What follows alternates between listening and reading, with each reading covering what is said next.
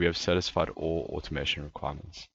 The next step is to link all these test cases back to qTest and, of course, to the Jira requirement. By right-clicking on the test cases inside Tosca, you will see an export to qTest function, which, of course, pushes the new automated test cases directly back to qTest. We can also choose the project that we want, as well as the test design folder. So let me choose the demo Robert and the respective sprint. What I'm now going to do is I'm going to go back into qTest and I'm going to link these new test cases to the Jira requirement, meaning that later we can go into Jira and we can see the full execution history of each of these now automated test cases. So let's go and do that.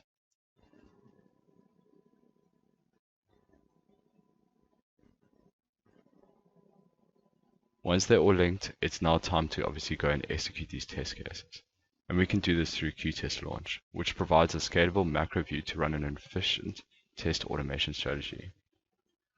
Before we do this, we need to go and actually approve all of these specific tests, which means have a full audit history of each of these test cases.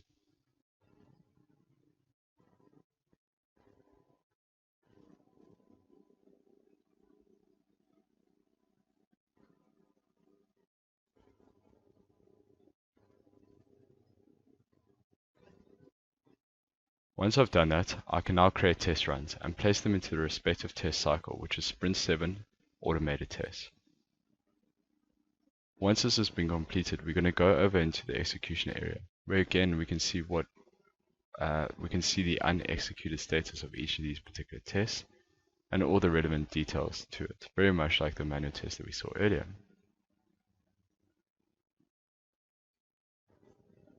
Of course, we have 4 automated tests across UI, both through a scanning mechanism or through RO, also on the API level, and then obviously reusing assets to build up automation. Going into qTest Launch, we can now see a number of available hosts or jobs that are online or jobs that are being executed or in the queue. Let's now create a job or schedule a specific test.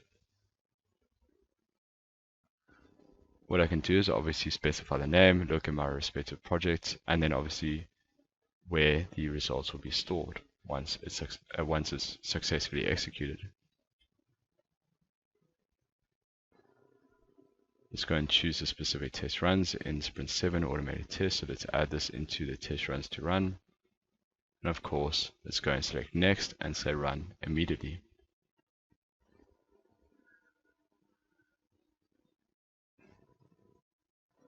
When I execute this, qTest Launch will look at what's called Tricentis Dex, which is an execution agent that sits idle on a machine. When tests are triggered, like I've done now, and said run immediately, it will then wake up the agent and start executing the test that's built inside Tosca. Once all those tests have been run, the results will be passed directly back up to qTest, where we can see exactly what the status is. So what we're looking at right now is how we quickly and effectively built up automation through multiple approaches across multiple technologies. The model-based approach has gone first. We've now built up automation through the scan utility. Now we're using Aura, where we're utilizing the business users or manual testers to build up automation in progressive testing format. We then accelerated our automation further through the API layer and then reuse assets that we were pre-shipped with Tosca or that we designed ourselves through the model-based approach earlier to test on mobile devices. Now once all tests have successfully completed, let's go back inside qTest and let's see what the overall status is.